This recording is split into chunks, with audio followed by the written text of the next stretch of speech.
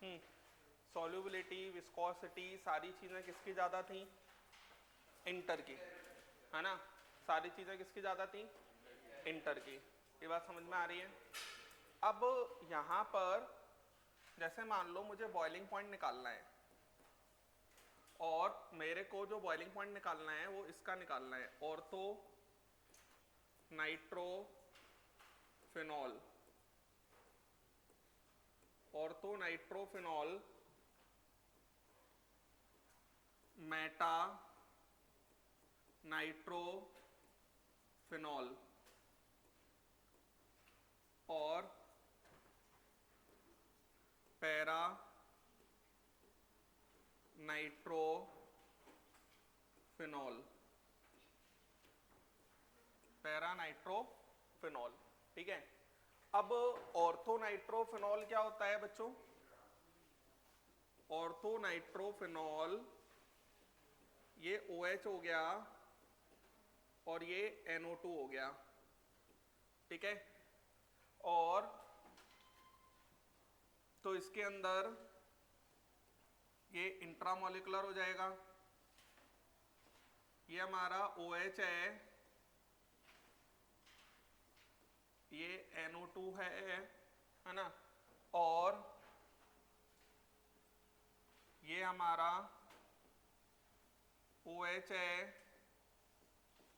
और ये हमारा NO2 है, ठीक है बच्चों।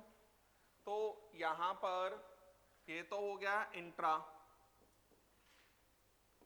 और ये हो गया आपका इंटर, और ये भी हो गया आपका इंटर। लेकिन सबसे बेस्ट एसोसिएशन अगर हम इंटर की बात करेंगे तो मेटा और पैरा में किसमें होगा? पैरा के अंदर। और ये तो इंट्रा है तो ये तो खुद में ही लगा होगा, दूसरे के साथ तो कुछ कर ही नहीं पाएगा, तो ये ऑर्डर आ जाएगा बॉइलिंग पॉइंट का। बात समझ में आया? ऑर्थो मेटा पैरा में जो ऑर्डर होगा वो पैरा मेटा ऑर्थो ये होगा। बात समझ में आया? पैरा सबसे ज्यादा, फिर मेटा, फिर ऑर्थो। कल मैंने इन दोनों का तो बता ही दिया था, है ना। मेटा को याद रख लेना है, मेटा कहां पे आएगा? बीच में आएगा, लिख लें।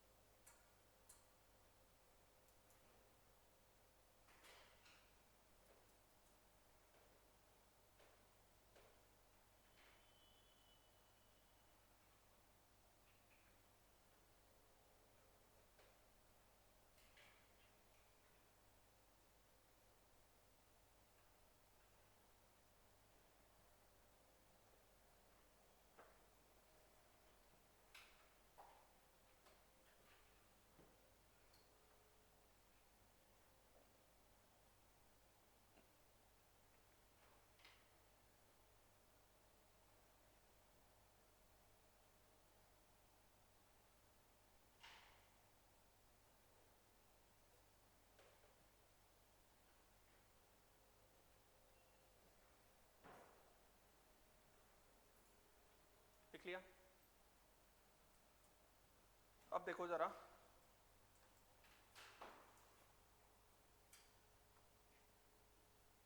जैसे बच्चों HF है, ठीक है। क्या है? HF। अब HF का अगर हम F नेगेटिव आ गया, क्या आ गया? F नेगेटिव, ये भी हाइड्रोजन बॉन्डिंग होगी, ये उल्टा लिख दिया मैंने, ये भी क्या होगी? हाइड्रोजन बॉन्डिंग होगी। ये बात समझ में आ रही है? तो यहाँ पर H है, यहाँ F है, और इंडिपेंडेंट F नेगेटिव है।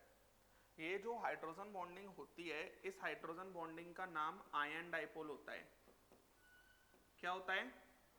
Ion dipole. आयन और ये डाइपोल है कौन सी बॉन्डिंग? ये हाइड्रोजन, और ये स्ट्रॉन्गेस्ट हाइड्रोजन बॉन्डिंग होती है। आयन डाइपोल वाले जितने भी केसेस होंगे उनके अंदर जो हाइड्रोजन बॉन्डिंग होगी वो बहुत स्ट्रॉन्ग होगी,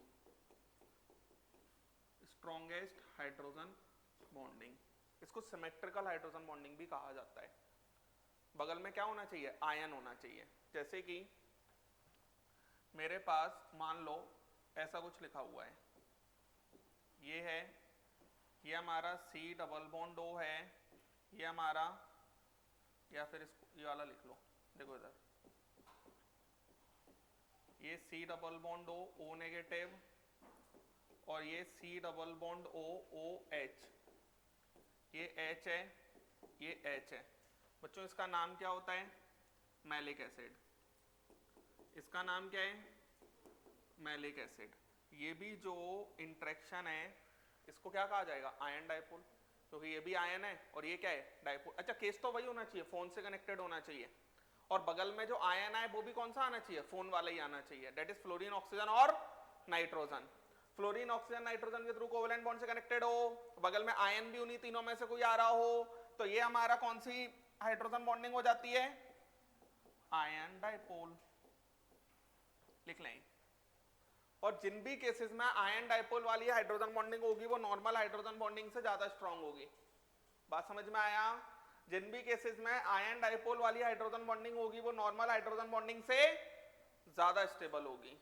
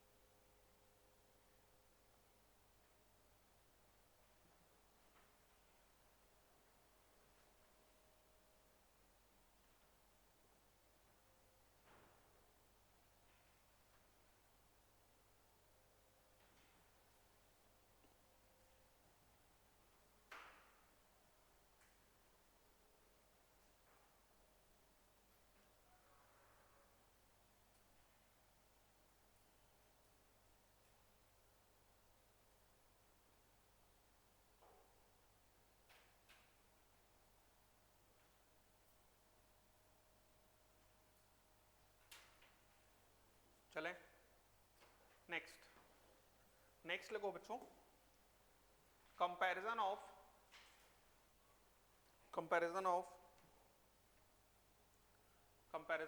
strength of hydrogen bonding,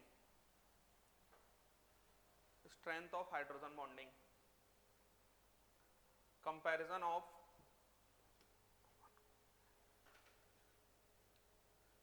of strength of hydrogen bonding.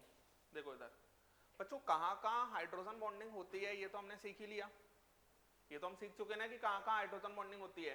उन्हीं हाइड्रोजन बॉन्डिंग्स के अंदर स्ट्रेंथ की बात की जाएगी। जैसे X है, ये H है और ये Y है, वही फ्लोरीन ऑक्सीजन नाइट्रोजन क्लोरीन वो सब की केसेस की बात हो रही है, और ये हमारा ऐसा कुछ हो जाएगा, ठीक है। और ये हमारा हम मान लेते हैं कि हाइड्रोजन बॉन्ड बना रहा होगा, क्या बना रहा होगा, हाइड्रोजन बॉन्ड। क्लियर है।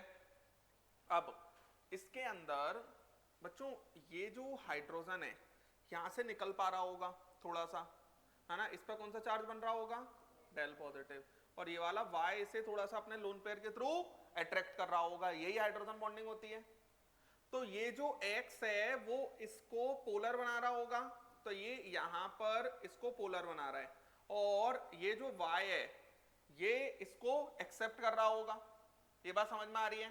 तो यहां पर ये Y क्या कर रहा होगा, एक्सेप्ट कर रहा होगा, और यहां पर ये इसे क्या बना रहा होगा, पोलर बना रहा होगा। ये बात समझ में आया। अब बच्चों एक बात समझना, strength of hydrogen bond directly proportional to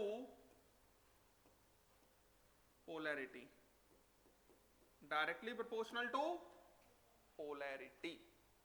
polarity मतलब इस हाइड्रोजन को जितना ज्यादा पोलर बना दिया जाए, जितना ज्यादा इस पर पॉजिटिव चार्ज क्रिएट कर दिया जाए, उतनी अच्छी इंटरेक्शन होगी। ये बात समझ में आया? अगर ये वेरी कर रहा है तो फिर हम इसी के अकॉर्डिंग क्वेश्चन करेंगे। बात समझ में आया क्या कहा मैंने? अगर ये वेरी कर रहा है तो हम इसी के अकॉर्डिंग, चाहे ये कोई भी हो वाई वाला। ये बात समझ में आया? समझ गए क्या कहा मैंने? तो यहां पर strength of hydrogen bonding is directly, अच्छा हाइड्रोजन बॉन्डिंग कौन कौन करता है उन्हीं केसेस की बात हो रही है। मान लो सल्फर लिखा हो तो सल्फर में तो हाइड्रोजन बॉन्डिंग की कोई बात होगी ही नहीं, क्योंकि सल्फर तो हाइड्रोजन बॉन्डिंग करता ही नहीं है। इस तभी मैं कल भी बोल रहा था आपको कि सबसे ज्यादा स्ट्रॉन्गेस्ट हाइड्रोजन बॉन्डिंग HF करता है। क्यों? क्योंकि फ्लोरीन सबसे ज्यादा इलेक्ट्रोनेगेटिव है, तो सबसे ज्यादा पोलर बनाएगा ना। ये बात समझ में आ रही है?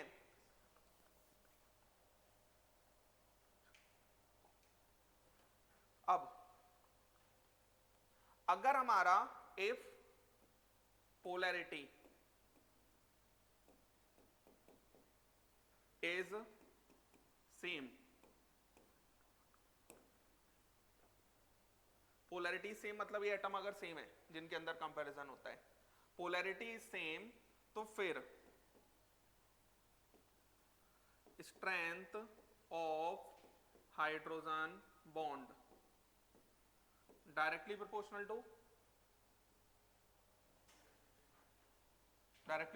टू, यहां पर क्या लिखा जाएगा? ऐसा भी लिख सकते हैं, लोन पेयर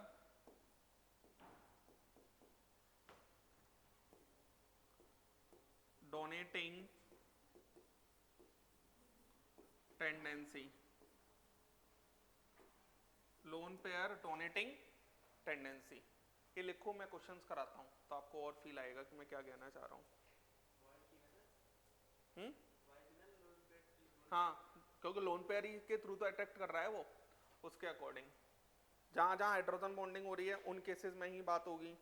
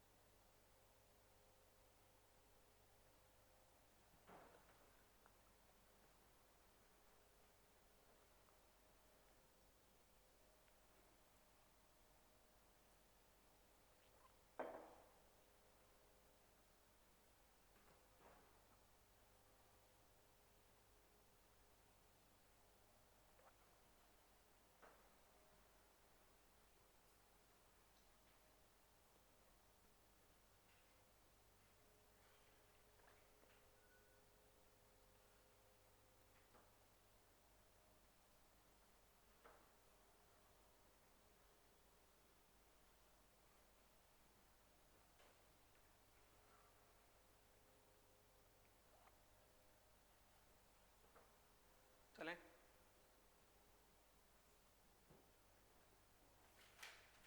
जैसे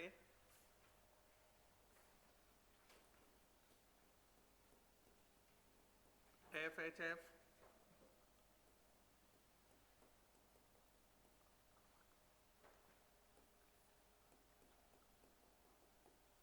NHN, मेरे को स्ट्रेंथ निकालना है। अब स्ट्रेंथ निकालना है तो ये और ये पोलैरिटी, ये ऑर्डर आ जाएगा। दिमाग ही नहीं लगाएंगे हम, दूसरा एटम कौन है, समझ में आया? तो जो कोवेलेंट बॉन्ड के थ्रू जुड़ा है सबसे ज्यादा पोलर कौन बनाएगा? फ्लोरीन बनाएगा, तो उसी के अकॉर्डिंग आंसर आ जाएगा। ये बात समझ में आया? जैसे OHN OH O OH F, ठीक है। अब यहां पर पोलैरिटी तो सेम है, पोलैरिटी सेम है, तो अब मैं किसके पास चला जाऊंगा? डोनर एटम के पास। कौन ज्यादा अच्छे से लोन पेयर डोनेटिंग कैपेबिलिटी किसकी सबसे ज्यादा है? नाइट्रोजन की। नाइट्रोजन कम इलेक्ट्रोनेगेटिव है तो आसानी से इलेक्ट्रॉन को दिखा के अट्रैक्ट कर सकता है, तो यहां पर आंसर ये आ जाएगा। क्लियर है क्या कह रहा हूं मैं? जैसे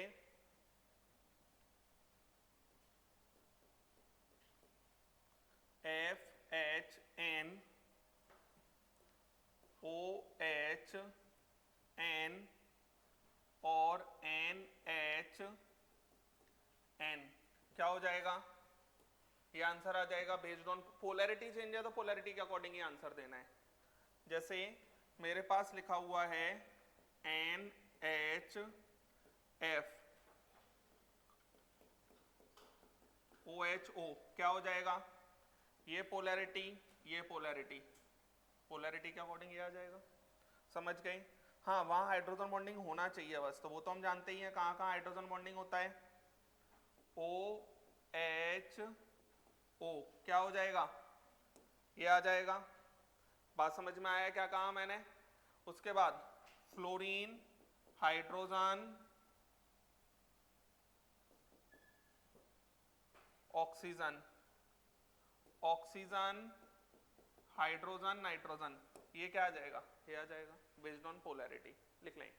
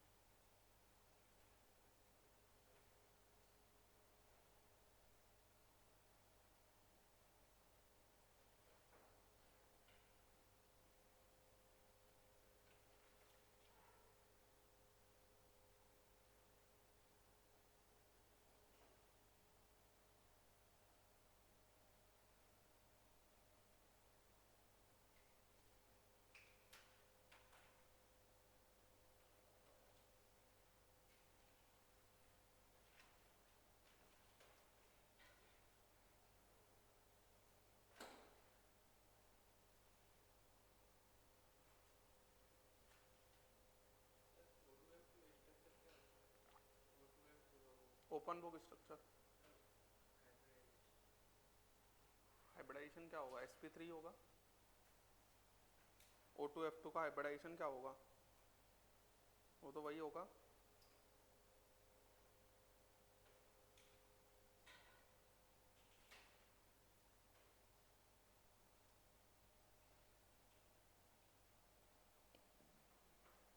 समझ गए ये बात? अब कल देखो मैंने क्या क्या कंपैरिजन करना सिखा दिया था। कल मैंने क्या क्या कंपैरिजन करना सिखाया था आपको। तो कल मैंने कंपेयर करना सिखाया था आपको, जैसे दो इंटरमोलिकुलर हाइड्रोजन बॉन्डिंग हो रही है, या एक हाइड्रोजन बॉन्डिंग कर रहा है, एक हाइड्रोजन बॉन्डिंग कर ही नहीं रहा, या दो हाइड्रोजन बॉन्डिंग कर रहे हैं, एक में इंट्रा हो रही है और एक में इंटर हो रही है। ये सब सीखा था हमने।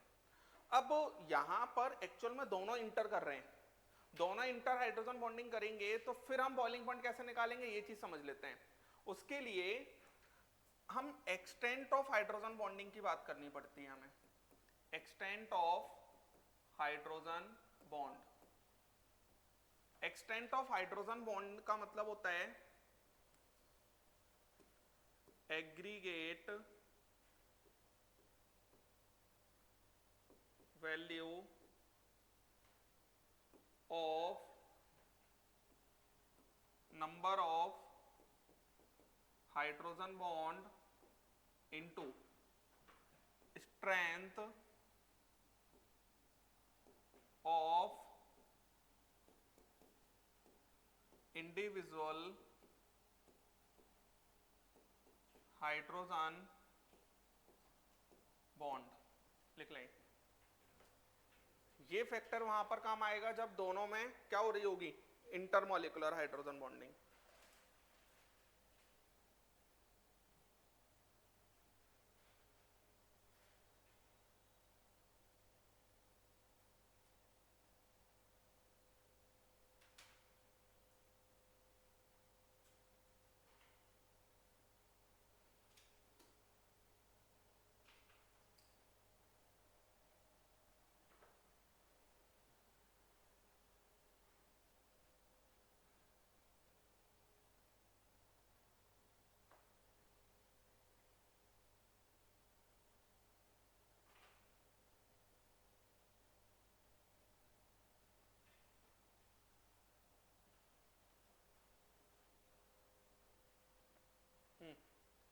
क्वेश्चन लिखो, कंपेयर बॉइलिंग पॉइंट ऑफ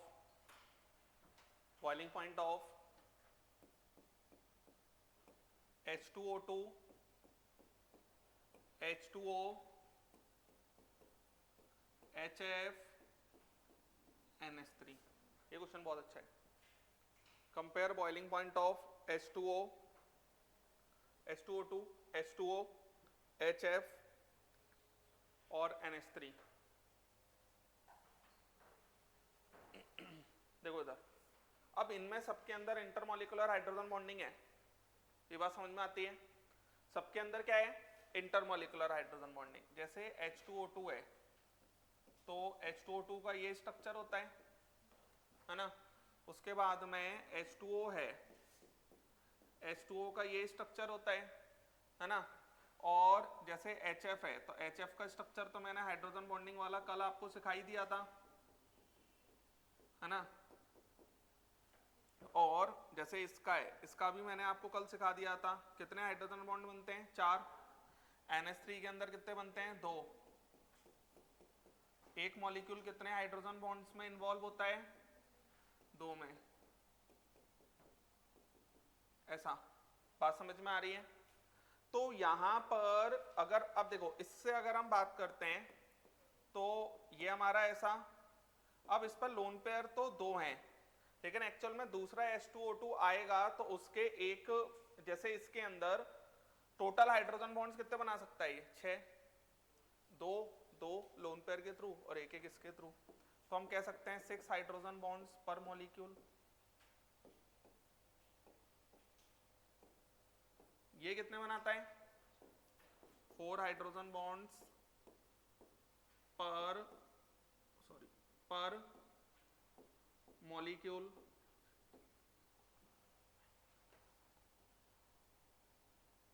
इसके अंदर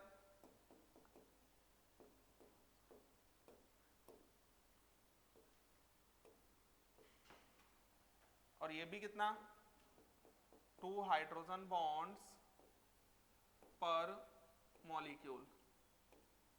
अब बच्चों, तो नंबरों के अकॉर्डिंग तो सबसे ज्यादा H2O2 होना चाहिए, फिर H2O होना चाहिए, फिर HF और NH3 तो बराबर आ रहा है। स्ट्रेंथ की बात करते हैं, स्ट्रेंथ का मतलब क्या होता है, ताकत। तो स्ट्रेंथ की बात करते हैं, स्ट्रेंथ का मतलब क्या होता है, ताकत। ताकत के अकॉर्डिंग सबसे ज्यादा स्ट्रेंथ किसकी होनी चाहिए, HF। बात समझ में आ रही है, किसकी होनी चाहिए, HF की। इन दोनों में H2O और H2O2 में याद रखना है कि स्ट्रेंथ वाइज H2O ज्यादा होता है, किससे, H2O2 से। और फिर कौन आएगा, लेकिन बॉइलिंग पॉइंट का आंसर कैसे दिया जाएगा, एक्सटेंट ऑफ हाइड्रोजन बॉन्डिंग से। ये बात समझ में आ रही है। तो एक्सटेंट ऑफ हाइड्रोजन बॉन्डिंग से अगर आंसर दिया जाएगा तो जो बॉइलिंग पॉइंट का ऑर्डर आता है, सबसे ज्यादा बॉइलिंग पॉइंट किसका आता है, H2O2। उसके बाद किसका आएगा, H2O, H2O के बाद HF, और HF के बाद NH3। समझ गए क्या कहा मैंने। अब इसके अंदर ऐसा नहीं है कि मतलब मैं इसके अकॉर्डिंग आसानी से आंसर निकाल लूंगा, मुझे पता है इसलिए मैं लिख पा रहा हूं। बात समझ में आया ना क्या कहा मैंने। मेनली यहां पर ये ऑर्डर पूछा जाएगा आपसे, इसमें ये दोनों बहुत पूछे जाते हैं। तो अभी तक तो हमें यही पता होता था कि H2 और HF में हाइड्रोजन बॉन्डिंग के कारण हम HF को ज्यादा बॉइलिंग पॉइंट दे देंगे, लेकिन लॉजिकली किसका ज्यादा होता है, H2O का। क्योंकि नंबर इंटू स्ट्रेंथ दोनों मल्टीप्लीकेशन होते हैं ना, जैसे 6 into strength, 4 into strength, 2 into strength और 2 इंटू स्ट्रेंथ। तो 2 इंटू स्ट्रेंथ करेंगे तो HF तो ऑटोमेटिक NH3 से ज्यादा हो ही गया। बात समझ में आ रही है? लेकिन H2O 4 और H2O2 6, तो इनके नंबर्स बहुत ज्यादा है, स्ट्रेंथ भले इसकी HF से कम है लेकिन फिर भी इनका बॉइलिंग पॉइंट क्या हो जाएगा, ज्यादा हो जाएगा। लिख लें।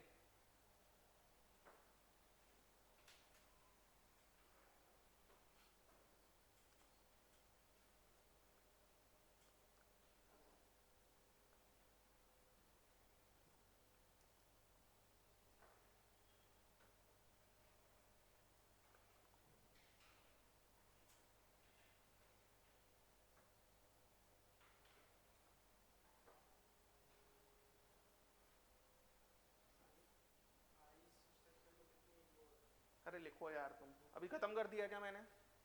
अभी खत्म किया है क्या मैंने?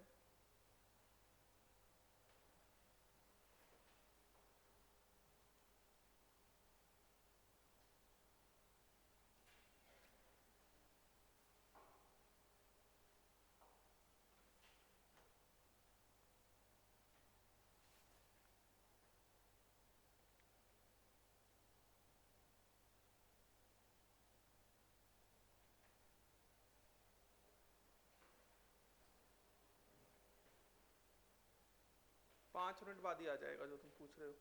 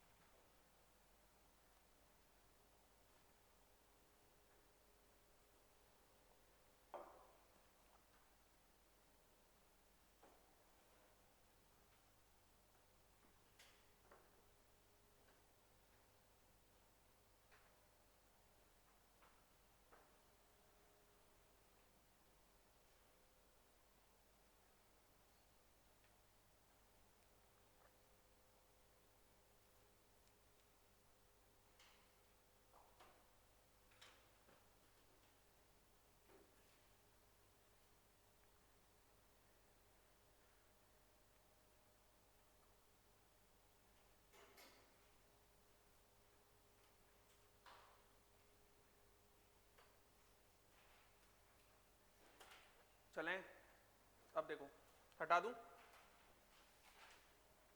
लिख लिया? नेक्स्ट, एक बात और सीख लो,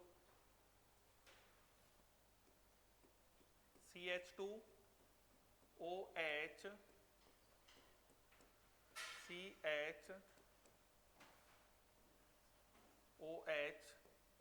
CH2OH, इसका नाम होता है ग्लिसरॉल।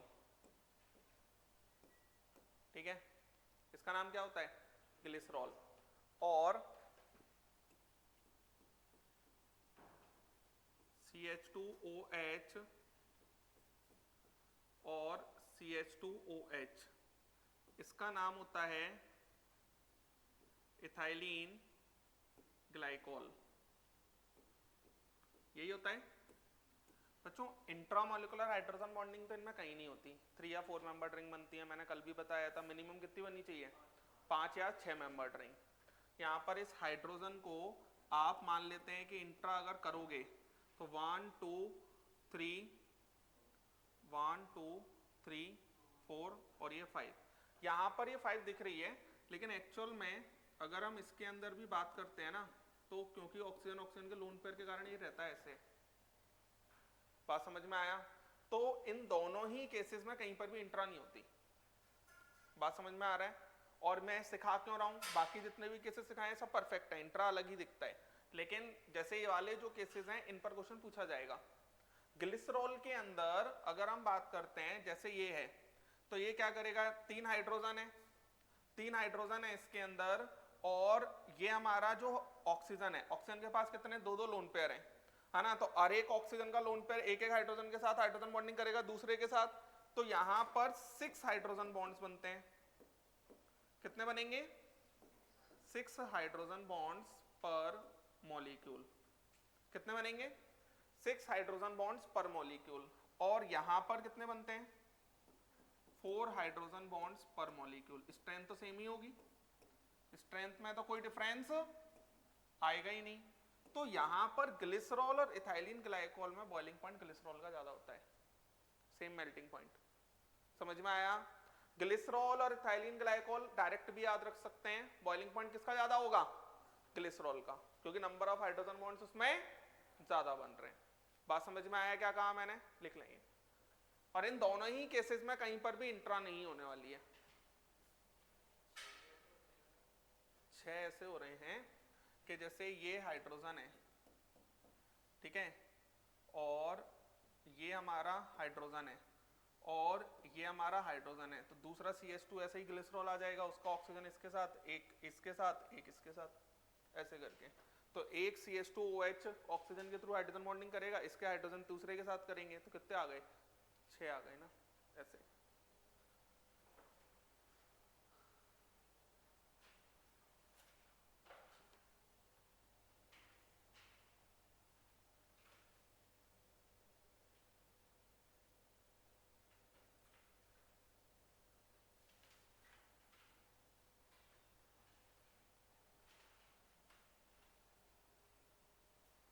कुछ चीजें ऐसी हैं जो थोड़ा सा याद रख लोगे ना तो आसानी से बन जाएगा सब।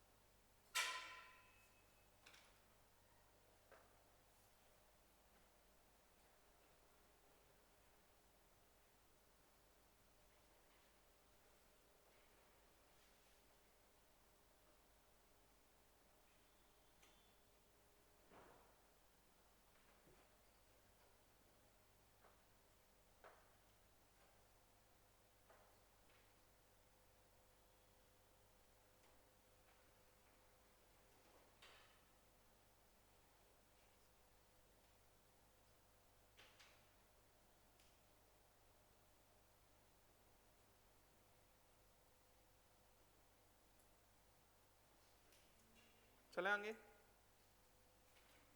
लिख लिया ना? अब नेक्स्ट लिखो structure of ice.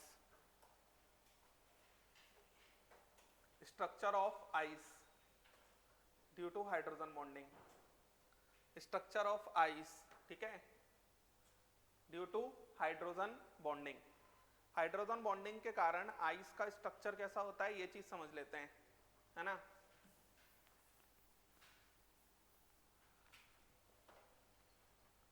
Topic complete करने तक सारी चीजें आ ही जाएंगी। कल ही मैंने बताया था थोड़ा सा बचा है, तो वो और पढ़ाऊंगा, फिर मॉलिक्यूलर ऑर्बिटल थ्योरी स्टार्ट करूंगा। क्या? पजांस रूल देखते हैं, है ना? मैंने क्या बोला था कल? तुम मेरी पूरी बात नहीं सुनते हो। देखो तुम खुद ही बोल रहे हो। हाँ तो इसको बताओ ना। मॉलिक्यूलर ऑर्बिटल थ्योरी के बाद पजांस रूल भी पढ़ा दें। और बताओ, और कुछ आता है केमिकल बॉन्डिंग में? बताओ जरा। हाँ, पजांस रूल, मॉलिक्यूलर ऑर्बिटल थ्योरी, और कुछ आता है जो आपको नहीं पढ़ाया? सर होना चाहिए था। हाँ, आराम से ढूंढ लेना, बता देना। देखो इधर, यहां पर जो आइस है,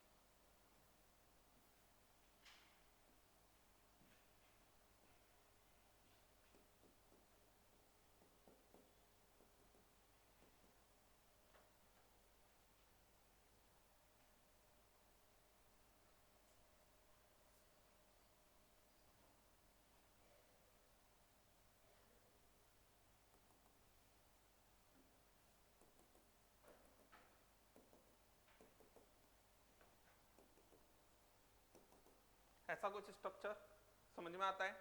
एक H2O मॉलिक्यूल ने कितने हाइड्रोजन बॉन्ड बना रखे हैं, 4। समझ में आया बच्चों। होता क्या है, आइस के अंदर इस ऑक्सीजन के पास दो टाइप के हाइड्रोजन होते हैं, एक तो कोवेलेंट बॉन्ड के थ्रू जुड़े हुए हैं और एक हाइड्रोजन बॉन्ड के थ्रू। तो दो टाइप के हाइड्रोजन बॉन्ड्स होते हैं। जब हम आइस को हीट करना चालू करते हैं, 0 डिग्री सेल्सियस पे आइस अभी हीट करना चालू किया, हीट करते जाते हैं तो इसके अंदर आपको ये वैकेंट स्पेस दिखना चाहिए। क्या दिखना चाहिए, वैकेंट स्पेस दिख रहा है, वैकेंट स्पेस, ये खाली जगह पड़ी हुई है। तो जैसे ही हाइट को हम आइस को हमने हीट किया तो ये जो हाइड्रोजन बॉन्ड्स हैं बहुत स्ट्रॉन्ग तो होते नहीं है, टूटना चालू हो जाते हैं। टूटना चालू हुए तो मॉलिक्यूल्स पास पास आना चालू हो जाएंगे, वैकेंट स्पेस भरना चालू हो जाएगा, तो मॉलिक्यूल कैसा हो जाएगा, छोटा हो जाएगा। डेंसिटी बराबर क्या होता है, मास अपॉन वॉल्यूम। मास तो सेम ही रहेगा, पास पास आ गए तो वॉल्यूम क्या हो जाना चाहिए, घट जाना चाहिए। तो वॉल्यूम घटेगा तो डेंसिटी बढ़ेगी। अच्छा, हीट कर रहे हैं तो थोड़ा बहुत हीटिंग से एक्सपेंशन भी होता है मॉलिक्यूल्स का। ओवरऑल क्या होगा, मॉलिक्यूल्स एक्सपेंड भी हो रहे होंगे, लेकिन 0 डिग्री सेल्सियस से 4 डिग्री सेल्सियस तक कॉन्ट्रैक्शन ज्यादा होता है, एक्सपेंशन कम होता है। जो हीट के कारण एक्सपेंशन होना चाहिए वो कम होता है, कॉन्ट्रैक्शन वैकेंट स्पेस भरना ज्यादा होता है। अब जैसे आप 4 डिग्री सेल्सियस के बाद पहुंचे तो बहुत सारे जो हाइड्रोजन बॉन्ड टूटने थे वो टूट के पास पास आ चुके हैं। अब क्या होगा, एक्सपेंशन इफेक्ट डोमिनेट हो जाएगा। एक्सपेंशन इफेक्ट डोमिनेट हो जाएगा तो 4 डिग्री के बाद में वॉल्यूम क्या होगा, इंक्रीज होगा, तो डेंसिटी क्या होगा, घटेगी। तो आपने सुना भी होगा जो पानी की डेंसिटी होती है वो 4 डिग्री सेल्सियस पर मैक्सिमम होती है। ये डेंसिटी, ये टेम्परेचर, तो यहां पर ऐसा कुछ ग्राफ आता है और ये ग्राफ में ऐसा कुछ, ये 4 डिग्री सेल्सियस पर, ये समझ में आया। इसके अंदर यहां पर इस वाले पार्ट में कॉन्ट्रैक्शन इफेक्ट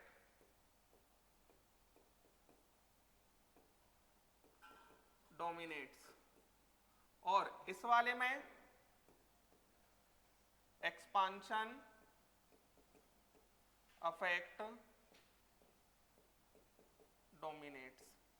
लिख लेंगे।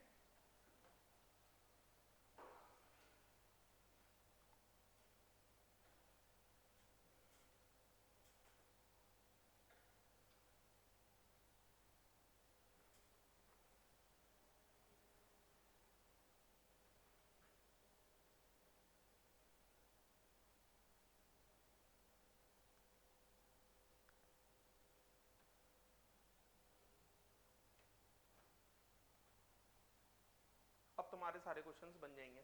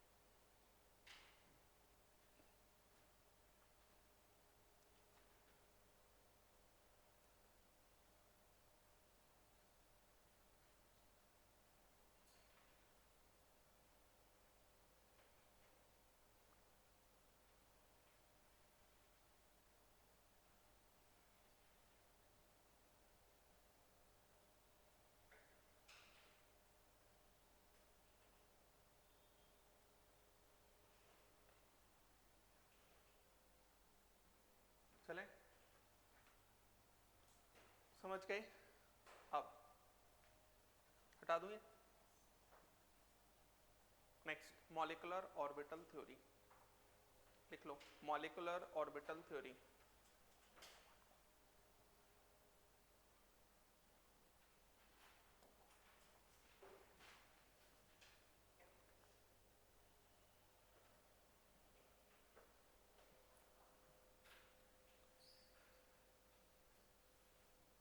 मॉलिक्यूलर ऑर्बिटल थ्योरी बच्चों क्या होता है, जैसे इलेक्ट्रॉन है, इलेक्ट्रॉन का कौन सा नेचर डोमिनेटिंग माना जाता है? Wave nature.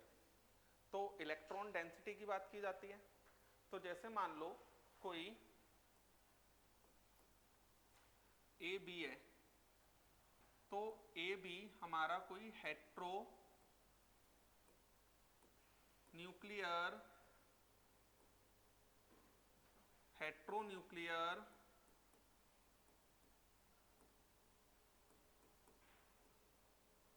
Die atomic molecule ये है, ठीक है। तो यहां पर जैसे मान लो ए है, तो ए का जो ऑर्बिटल आना है, जो एटॉमिक ऑर्बिटल आना है, उसके अंदर इलेक्ट्रॉन डेंसिटी कुछ इस तरीके से है, ये प्लस है और ये माइनस है, ठीक है। और यहां पर इसको जो है ना, ये टॉप मोस्ट पोजीशन, इसको क्या कहा जाता है? साई ए। अगर ये ए का होगा, ए का एटम है, उसका एटॉमिक ऑर्बिटल के अंदर जो इलेक्ट्रॉन डेंसिटी है वो इस तरीके से है, और जो टॉप मोस्ट पोजीशन है इसको क्या कहा जाता है? एम्पलीट्यूड। एम्पलीट्यूड को किससे रिप्रेजेंट किया जाता है? साई ए। और यहां पर मान लेते हैं ये दूसरा आया बी, बी के अंदर ये प्लस आया, ये माइनस आया, और इसमें एम्पलीट्यूड कितना है? Psi B. और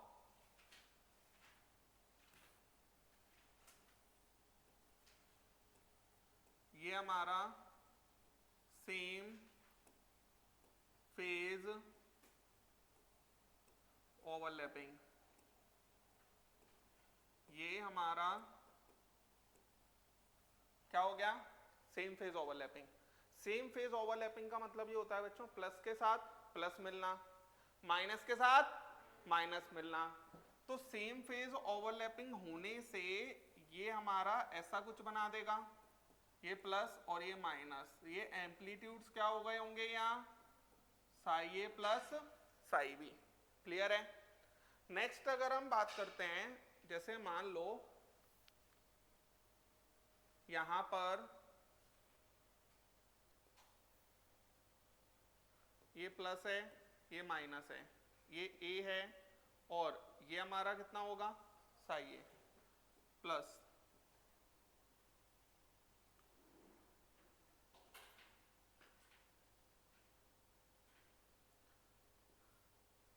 ये हमारा ऐसा है, ये क्या है?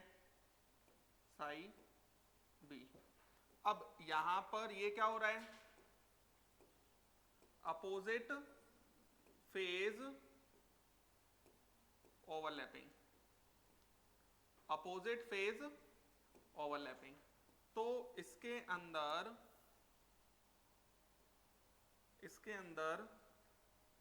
क्या हो जाएगा हमारा?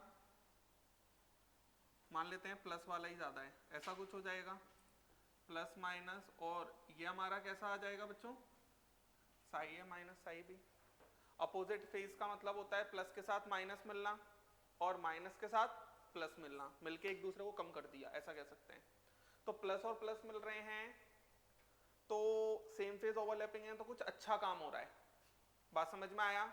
और माइनस माइनस मिल रहे हैं, प्लस प्लस मिल रहे हैं, तो कुछ अच्छा काम हो रहा है, मिलके कुछ अच्छा कर रहे हैं, मतलब बॉन्ड फॉर्मेशन होगा बहुत अच्छा। और अगर अपोजिट फेज में मिल रहे हैं तो मिलके कुछ अच्छा काम नहीं हो पा रहा, ये बात समझ में आया? मिलके एक दूसरे को खराब ही कर रहे हैं, ऐसा कह सकते हैं।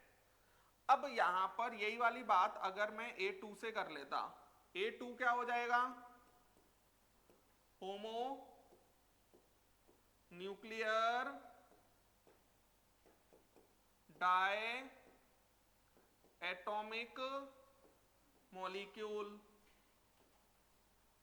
तो यहां पर ये हमारा ये ऐसा है, ये प्लस है, ये माइनस है, ये साई ए है। अब ये भी हमारा प्लस है, ये माइनस है, ये भी क्या है, साई ए। और ये हमारा क्या आ जाएगा, फेज ओवरलैपिंग। ये प्लस, ये माइनस, ये हमारा साई ए प्लस साई ए। और यहां पर जैसे मान लो ये प्लस है, ये माइनस है, ये साई ए है, और ये उल्टा हो जाए, माइनस प्लस, ये साई ए, ये हमारा opposite phase overlapping. Opposite phase overlapping ऐसा हो जाएगा, इसके अंदर कुछ आएगा ही नहीं ना, प्लस माइनस एक दूसरे को एग्जैक्ट कैंसिल करेंगे क्योंकि ये तो सेम है। तो ये क्या हो जाएगा, इलेक्ट्रॉन वेव। इलेक्ट्रॉन के वेव नेचर के अकॉर्डिंग ये पूरी मॉलिक्यूलर ऑर्बिटल थ्योरी डिफाइंड है, electron wave with zero overlapping, electron wave with zero overlapping.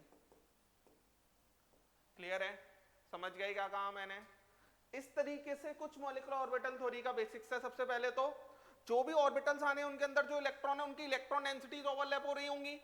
Electron density अगर सेम फेज में ओवरलैप होते हैं, सेम फेज का मतलब होता है प्लस के साथ प्लस, माइनस के साथ माइनस, तो कुछ अच्छा काम हो रहा है, तो बॉन्ड फॉर्मेशन हो रहा होगा। और अगर अपोजिट फेज ओवरलैपिंग होंगी तो कोई अच्छा काम नहीं हो रहा होगा और बहुत अच्छे से बॉन्ड फॉर्मेशन नहीं होगा। बात समझ में आया क्या कहा मैंने, लिखें ये जल्दी से। हाँ, इंटरफेरेंस जैसा, कंस्ट्रक्टिव इंटरफेरेंस और डिस्ट्रक्टिव इंटरफेरेंस ही है, ये वही लिखा हुआ है।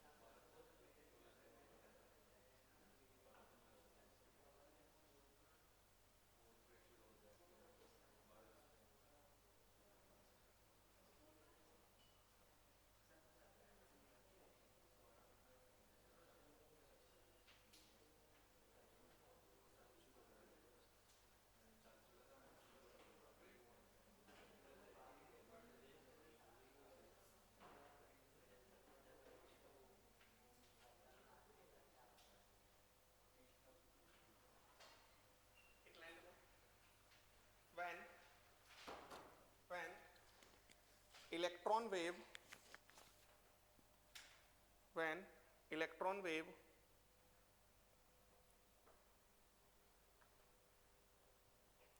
of bonded atoms overlap they may be in same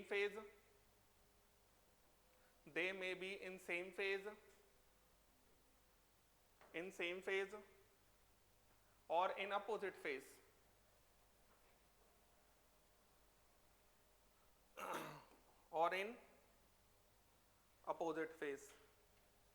case 1 लिखो केस 1 लिखो when electron wave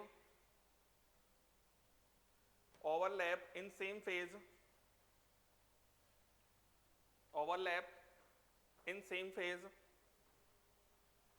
then there is constructive interference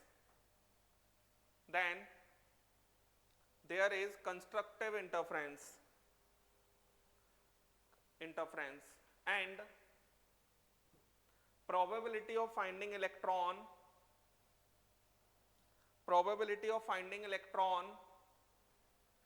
bracket में लिख लेना साई स्क्वायर छोड़ो probability of finding electron आगे लिखो is increased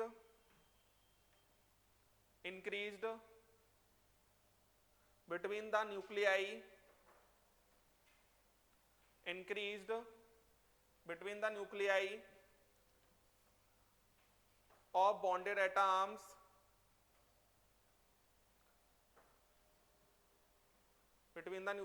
bonded atoms due to attraction and formed molecular orbital MO लिख लिया करो सिर्फ and formed molecular orbital को सिर्फ MO लिख लिया करो formed molecular orbital is named as bonding molecular orbital having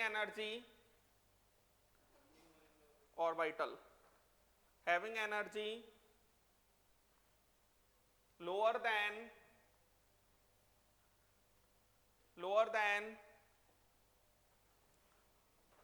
energy of individual atomic orbital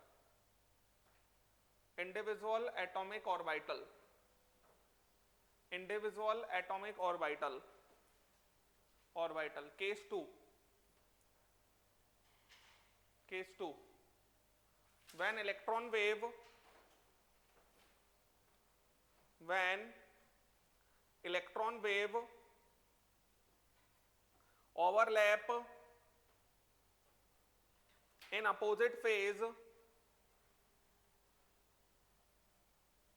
overlap in opposite phase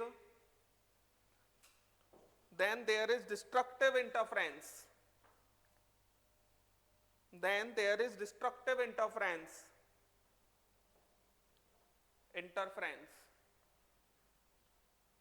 and probability of finding electron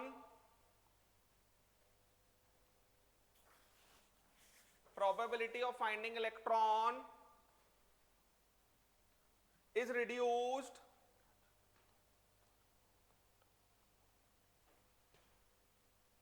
between the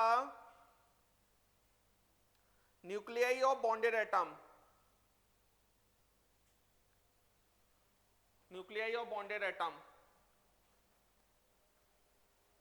due to repulsion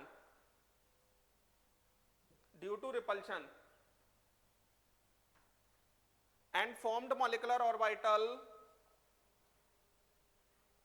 is named as antibonding molecular orbital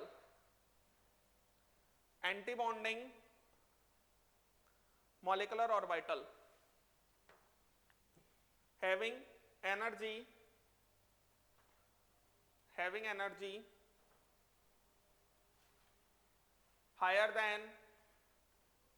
higher than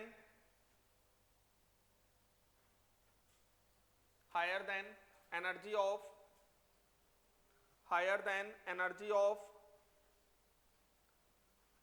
of individual atomic orbitals.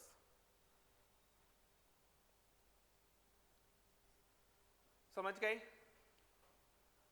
दो atomic orbitals के जो electron waves हैं अगर वो same phase में मिल रहे हैं तो कुछ अच्छा काम हो रहा है, दैट इज कंस्ट्रक्टिव इंटरफेरेंस. उसके होने से जो मॉलिक्यूलर ऑर्बिटल बन रहा है वो बॉन्डिंग मॉलिक्यूलर ऑर्बिटल बन रहा होगा. बॉन्डिंग मॉलिक्यूलर ऑर्बिटल की एनर्जी करस्पॉन्डिंग एटॉमिक ऑर्बिटल से कम होगी. केमिस्ट्री के अंदर करस्पॉन्डिंग किसी भी चीज की अगर एनर्जी जितनी कम होती है उतना ज्यादा स्टेबल होता है. और अगर इसका उल्टा हो जाए, अपोजिट फेज में मिल रहे होंगे तो एंटी बॉन्डिंग मॉलिक्यूलर ऑर्बिटल बनाएंगे, इनकी एनर्जी करस्पॉन्डिंग एटॉमिक ऑर्बिटल से ज्यादा होगी. बात समझ में आया? नेक्स्ट लाइन चेंज करके एक लाइन और लिख लो. वेव फंक्शन क्या एनर्जी ज्यादा, एंटी बॉन्डिंग वाले में एनर्जी ज्यादा होगी ना. Wave function of formed molecular orbital, wave function of formed molecular orbital can be obtained by, ऐसे लिखो, can be obtained by linear combination of atomic orbitals.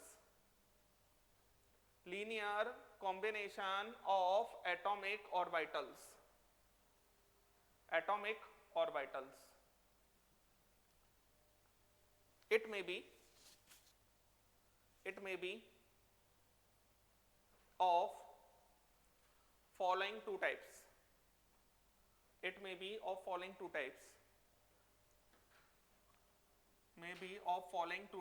देखो जरा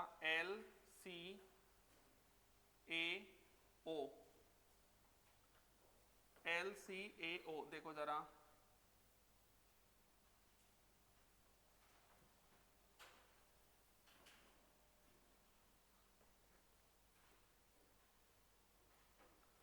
head on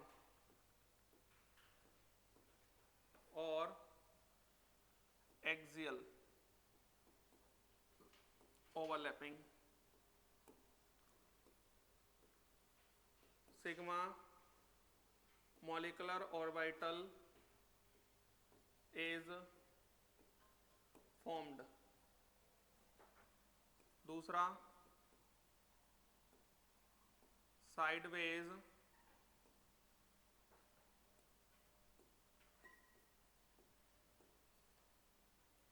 lateral overlapping. Pi molecular orbital is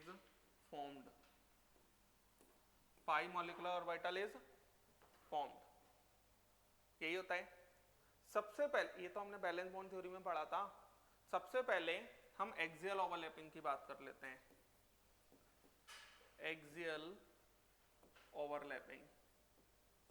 axial overlapping में सबसे पहले हम बात करते हैं एसएस कॉम्बिनेशन.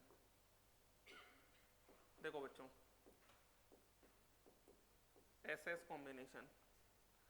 एसएस कॉम्बिनेशन के अंदर एक एस ऑर्बिटल है. एस ऑर्बिटल में इलेक्ट्रॉन डेंसिटी सिंगल फेज में होती है ना.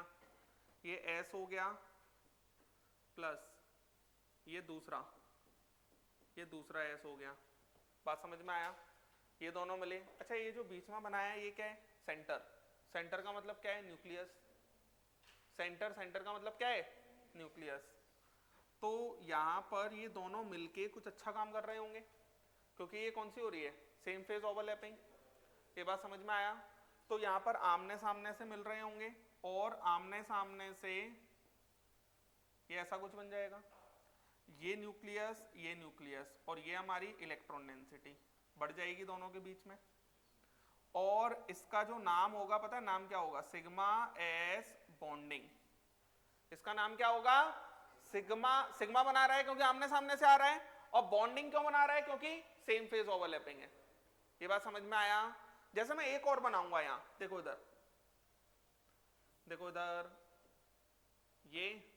ये ऐसा, ये प्लस है, ये प्लस है, ये एस है, प्लस माइनस है और ये एस है, दोनों मिले। ये तो हो गया सेम फेज ओवरलैपिंग। यहां पर ये दोनों मिलेंगे, दोनों एक दूसरे को निपटा देंगे, दोनों एक दूसरे को निपटा देंगे तो जो इनकी जो इलेक्ट्रॉन डेंसिटी का जो क्लाउड था ना वो और छोटा हो जाएगा, बॉन्डिंग में और बढ़ जाएगा, एंटी बॉन्डिंग में और छोटा हो जाएगा। तो यहां पर ये हमारा ऐसा कुछ हो जाएगा और ये हमारा ऐसा कुछ हो जाएगा माइनस। ये बात समझ में आया? और इसके बीच में ये क्या आ जाएगा, नोडल प्लेन। दोनों के बीच में दोनों ने एक दूसरे की इलेक्ट्रॉन डेंसिटी मिलकर खत्म कर दी, ऐसा समझ सकते हैं। ये क्या आ गया, क्या आ जाएगा, ये नोडल प्लेन। और यहां पर इसका नाम क्या होगा, एंटी बॉन्डिंग। एंटी बॉन्डिंग पे स्टार लगा दिया जाता है। बात समझ में आया? पता है आपको एक और अच्छी बात बताता हूं, दो एटॉमिक ऑर्बिटल्स मिले, जितने एटॉमिक ऑर्बिटल्स मिलेंगे उतने ही मॉलिक्यूलर ऑर्बिटल्स बनेंगे, उसमें से एग्जैक्ट हाफ बॉन्डिंग बनेंगे और एग्जैक्ट हाफ एंटी बॉन्डिंग बनेंगे। ये बात समझ में आया? कैसे कैसे बन रहे हैं ये मैं आपको बताना चाह रहा हूं, कोई तकलीफ? यहां पर एक नोडल प्लेन आ रहा है बच्चों, अगर even number of nodal planes आते हैं, दैट इज 0 2 4 6 8 10 12 14 ऐसा, तो उन मॉलिक्यूलर ऑर्बिटल्स को क्या कहा जाता है, ज़िरेड। क्या कहा जाएगा, ज़िरेड मॉलिक्यूलर ऑर्बिटल्स, ऐसे ही नाम है। और इनको क्या कहा जाएगा, अनज़िरेड, क्योंकि इसके अंदर एक भी नोडल प्लेन नहीं है, 0 नोडल प्लेन है, तो इसको ज़िरेड कहा जाएगा। इसमें odd number of nodal plane होते हैं तो इनको क्या कहा जाता है, अनज़िरेड कहा जाता है। बात समझ में आया? सिर्फ डिफाइन करने का तरीका है और कुछ नहीं। समझ गए क्या कहा मैंने? इस तरीके से कुछ हमारा मॉलिक्यूलर ऑर्बिटल्स बनते होंगे, समझ पा रहे हैं आप? वैसे तो पता है जो क्वेश्चन आपके में आता है वो सिर्फ और सिर्फ मैं ऑर्डर लिखूंगा और बस उसके 2-4 क्वेश्चन करा दूं, क्वेश्चन आपका तो बन जाएगा। मैं एक्चुअल में ये बताना चाह रहा हूं कि molecular orbital theory valence bond theory से अलग क्यों है। बैलेंस बॉन्ड थ्योरी में कभी भी अपोजिट फेज सेम फेज की बातें नहीं हुई हैं, लेकिन मॉलिक्यूलर ऑर्बिटल थ्योरी में ये सारी बातें होती हैं। मॉलिक्यूलर ऑर्बिटल थ्योरी उन सारी बातों को बताता है जो बैलेंस बॉन्ड थ्योरी नहीं बता पाया। जैसे कि उसने ये बोला भैया आपको पाई बॉन्ड बनाना है ना, पहले आप सिग्मा बनाओ तभी आप पाई बना सकते हो, लेकिन मॉलिक्यूलर ऑर्बिटल थ्योरी ने ऐसा नहीं कहा। उसने कहा नहीं, आपको पाई बनाना है पाई बना लो आप, डायरेक्ट सिग्मा बनाओ ही मत। ऐसा कोई एग्जांपल याद आता है आपको जिसके अंदर सिग्मा ना बनता हो, सीधे पाई बनता हो? पढ़ा होगा।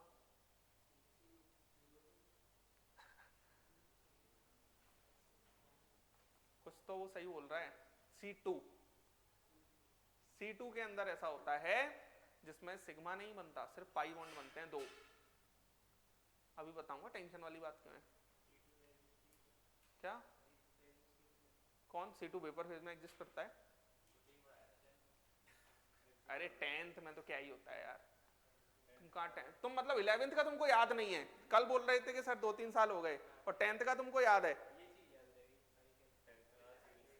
अच्छा 10th में ज्यादा सीरियस होते हैं, हाँ 10th में कम पढ़ना पड़ता है ना, तो सीरियसनेस कम आ जाती है। 11th-12th में सीरियस रह के भी सर कुछ नहीं होता। हाँ ऐसा है। हाँ अच्छा ये कब पता चलता है कि कुछ होगा नहीं? 11th में। हाँ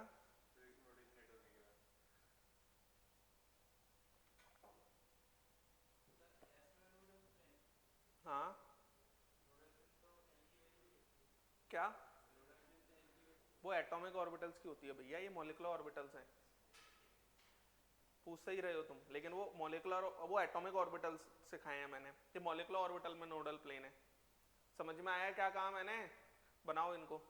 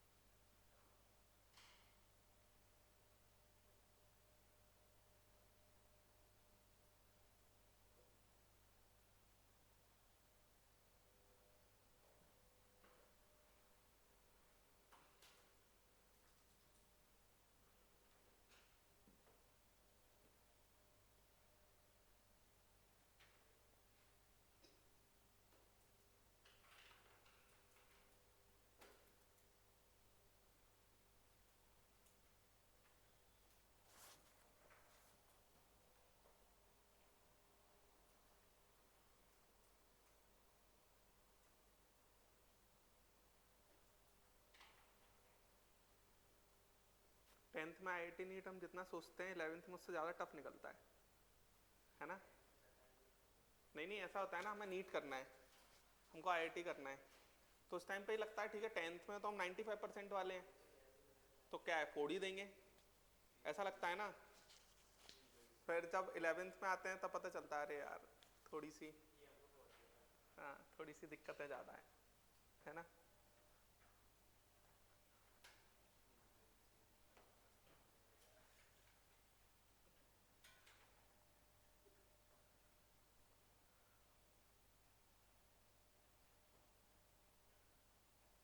मैं कल एक जगह पर देख रहा था 58,000 जनरल कैटेगरी रैंक में कोई कॉलेज मिला है इस साल MP में, गवर्नमेंट मेडिकल कॉलेज 58,000, 58,000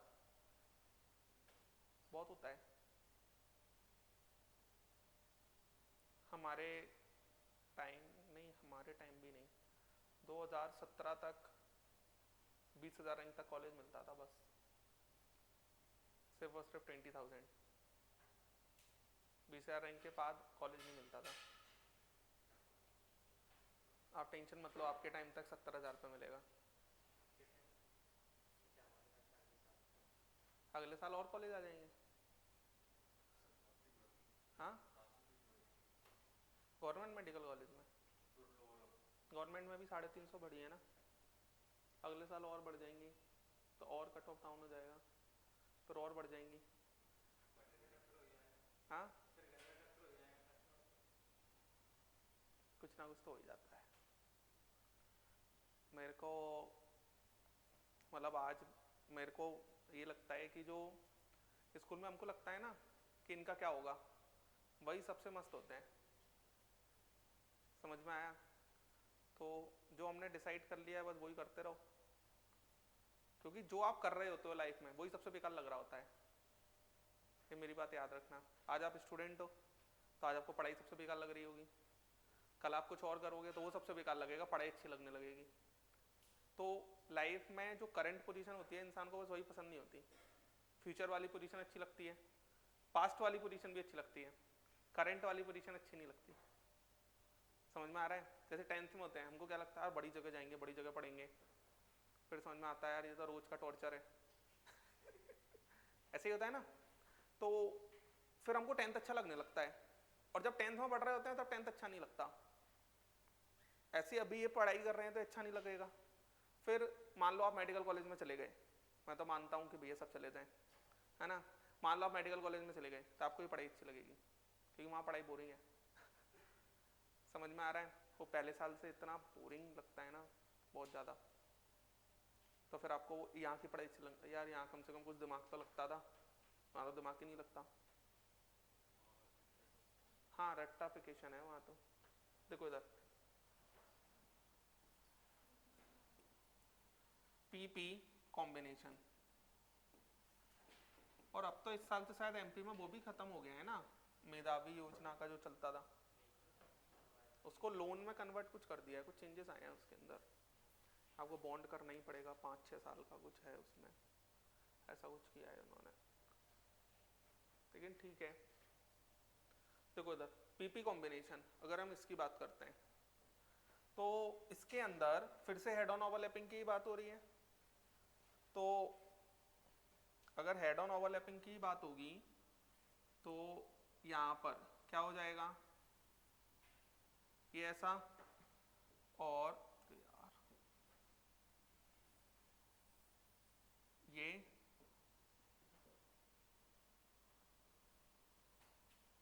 ये प्लस माइनस, ठीक है ना। मान लेते हैं इंटरन्यूक्लियर एक्सेस x एक्सेस है, तो ये हमारा px ही होंगे, ये बात समझ में आ रही है? तो ये हमारा क्या हो जाएगा, सेम फेज ओवरलैपिंग हो जाएगी, और अगर ये सेम फेज ओवरलैपिंग हो गया तो ये प्लस के साथ प्लस मिलके ये हमारा और बड़ा बन जाएगा, और ये हमारे एज इट इज रहेंगे, तो यहाँ ऐसा कुछ बन जाएगा, ये माइनस हो गया और ये क्या हो गया, प्लस हो गया, और इसके अंदर सॉरी ये भी क्या है, माइनस, ये वाला पार्ट एज इट इज रहा, बात समझ में आया? और ये हमारे दोनों मिलके क्या हो गए, ये न्यूक्लियस है, ये दूसरे एटम का न्यूक्लियस है, ये दोनों मिलके बीच में इलेक्ट्रॉन डेंसिटी क्या कर ली, इनने बढ़ा ली, अरे समझ में आया? तो है बैलेंस बॉन्ड थ्योरी, बस अब हम बॉन्डिंग एंटी बॉन्डिंग दोनों की बात कर रहे हैं, ऐसा कह सकते हैं। जैसे उसमें इंटरन्यूक्लियर एक्सेस एक्स एक्सेस होता था ना, तो पी एक्स मिलके क्या बनाते थे? सिग्मा बनाते थे। यहां पर भी बना रहे हैं। अरे आ रहा है समझ? इसका नाम क्या हो जाएगा बच्चों? Sigma P bonding. कई बार बॉन्डिंग में बी लिखा नहीं होता तो समझ लेना बॉन्डिंग ही है। Zero unpaired, oh zero nodal plane है, इसका क्या हो जाएगा? जेरेड। क्या हो जाएगा? जेरेड। क्लियर है? अब यहां पर देखो, इधर ये माइनस है, ये प्लस है, ये प्लस है, ये माइनस है, ठीक है, सॉरी माइनस, और ये बोलो। अब ये दोनों मिले, एक दूसरे को क्या करेंगे? कैंसिल आउट करेंगे। तो ये हमारा बहुत छोटा हो जाएगा, तो उसके आगे ये बड़ा दिखेगा, ये माइनस और ये प्लस, ये नोडल प्लेन, ये माइनस और ये प्लस। आया? समझ गए क्या कहा मैंने? तो इसका नाम क्या हो जाएगा? सिग्मा पी एंटी बॉन्डिंग, और साई अनजेरेड। साई अनजेरेड, साई अनजेरेड लिख लें।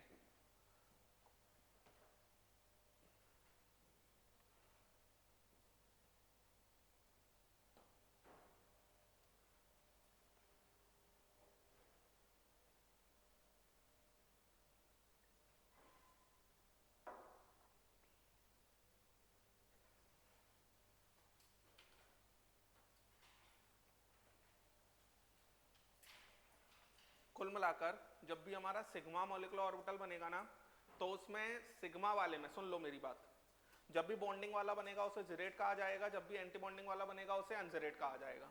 पाई कल से खाऊंगा, पाई में उल्टा हो जाएगा।